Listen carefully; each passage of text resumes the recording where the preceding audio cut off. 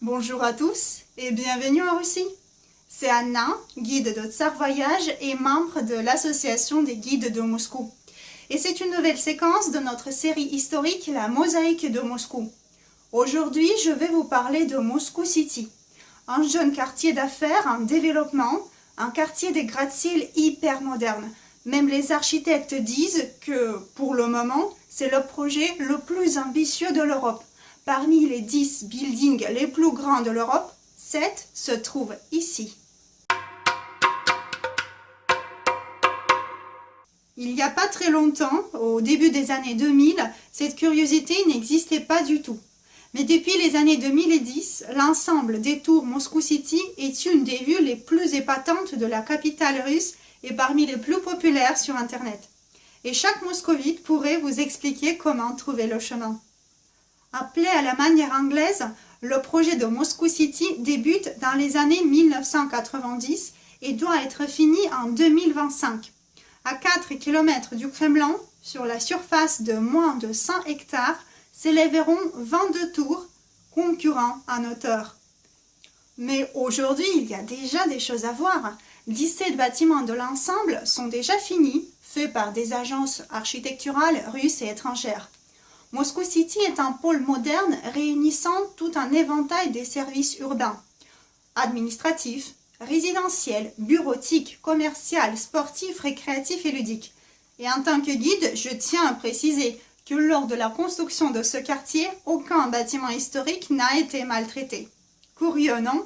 Alors c'est parti pour l'histoire, et à la fin de la vidéo, je vous donnerai ma liste des terrasses panoramiques et des restaurants de notre city. Moscou City est situé sur la rive gauche, nord de la Moscova, à 4 km à l'ouest du Kremlin. À l'ouest, le quartier est limité par une autoroute moderne, ce qui est bon pour l'accessibilité. Au nord, il y a un quartier résidentiel banal, dont je vais vous reparler tout à l'heure, et à l'est, un immense centre d'exposition. Mais qu'est-ce qu'il y avait ici avant? C'est connu, des carrières de pierre de taille. Le calcaire est extrait par ici sur les deux rives de la Moscova. Si vous avez vu notre émission sur la construction de la forteresse du Kremlin, alors vous savez que Moscou est surnommée la ville en pierre blanche. À partir du XIVe siècle, dans le Kremlin, on érige des églises en pierre blanche, en pierre de calcaire.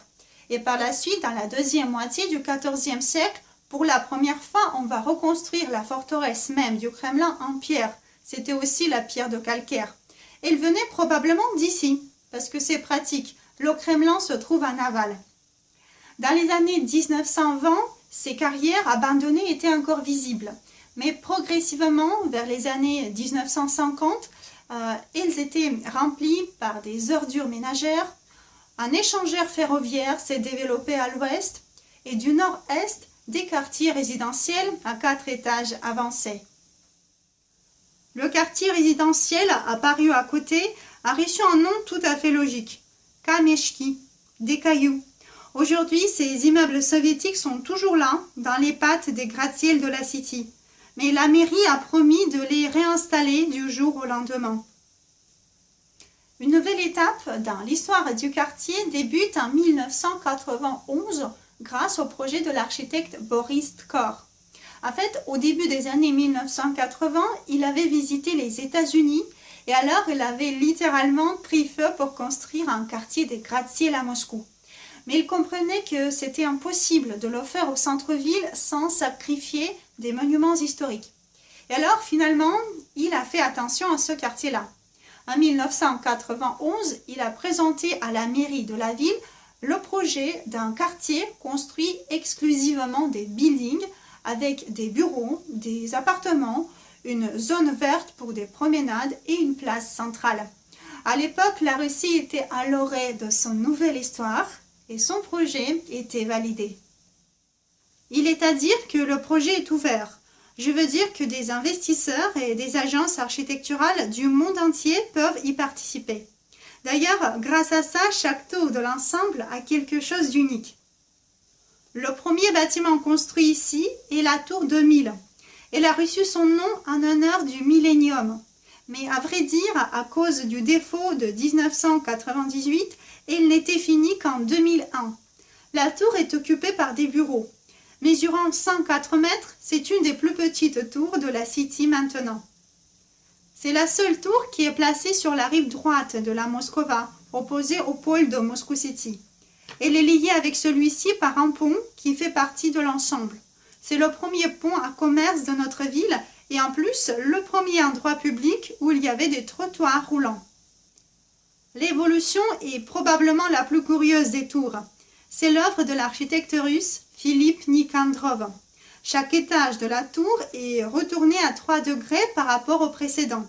Ainsi, au total, nous avons une spirale pivotée sur elle-même à 156 degrés. Le building est à 52 étages et sur son toit est placée une piste d'atterrissage pour hélicoptères. La tour était primée pour sa conception d'éclairage, qui était reconnue écologique, économique et efficace.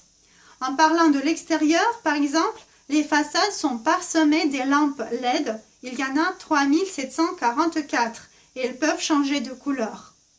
À côté se situe la tour Empire de la couleur bleu marine. Sa hauteur fait presque 240 mètres. Pour les intéressés, ici il y a un hôtel et quelques auberges de jeunesse privées. À propos, la toute première auberge située à la hauteur dans un gratte-ciel au monde est apparue aussi ici.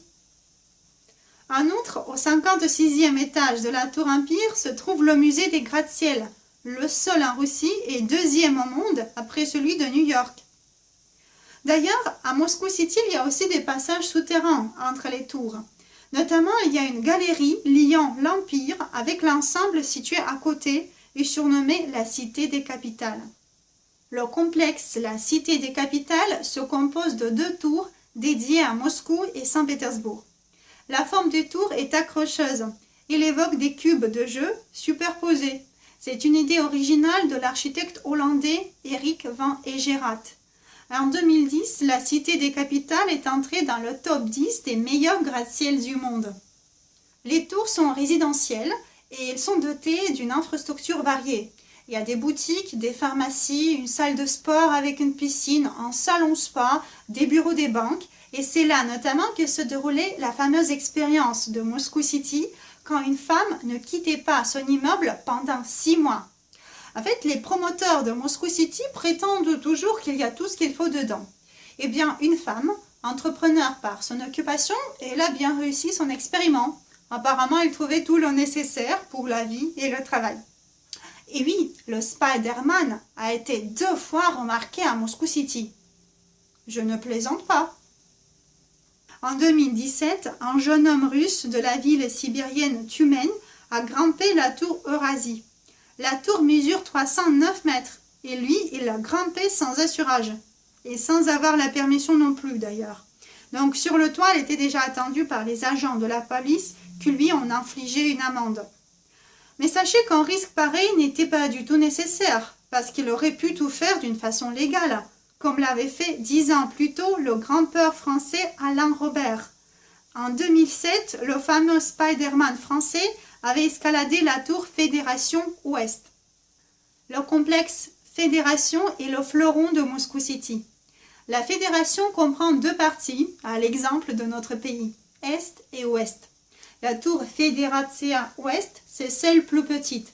Son hauteur est de 143 mètres. Sa curiosité, c'est sa piscine, la plus haut placée au monde, au 61e étage. Et au dernier, 63e étage, le tout premier restaurant gastronomique ouvert dans la City. Il s'appelle Sixty. La deuxième tour est considérablement plus grande que la première. C'est la tour Fédération Est. Pendant quelques années, elle gardait le titre de la plus grande tour de l'Europe. Enfin, jusqu'à l'ouverture de la tour L'Arcta Centre à Saint-Pétersbourg en 2018, qui dépasse 450 mètres. Mais quand même, actuellement, la tour Fédération Est reste en 2e place en Europe avec ses 374 mètres. Elle compte 99 étages sur terre et en plus 4 étages souterrains. À propos, la fondation technique du complexe Fédération est inclue dans le livre Guinness de records. En fait, elle se présente comme un panneau en béton coulé monolithique sur poutre et il fait 14 000 mètres cubes. Cette quantité du béton suffirait pour couvrir 5 terrains de foot d'une couche d'1 mètre d'épaisseur. Bon, si maintenant la tour Fédération Est est à la 2e place en Europe, alors la 3e place appartient à une autre tour de Moscou City, Oko Sud, faisant 354 mètres. À propos, cette tour est résidentielle et dans la catégorie des tours résidentielles de l'Europe, c'est la première. Seulement 3 étages supérieurs ne sont pas habités. Il y a des restaurants où on peut non seulement prendre un repas gourmand, mais aussi profiter d'une vue époustouflante de la ville. Il ne faut pas oublier ma tour préférée, l'éblouissante tour Mercure. Sa forme fait naître dans l'esprit des associations différentes. La taille de la tour est 339 mètres, 75 étages. Cette tour était récompensée à plusieurs reprises. Elle a obtenu une prime très prestigieuse, International Property Awards. Il s'agit d'un Oscar dans le monde de l'immobilier, dans le domaine de l'architecture.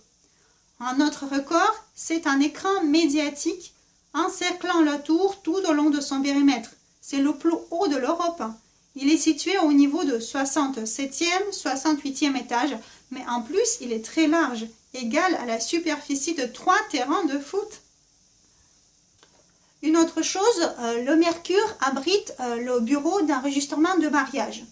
Oui, Moscou City a son bureau de mariage. Le nœud du quartier est un centre commercial, Afi Mall. Il compte 6 étages et 4 étages souterrains pour le parking.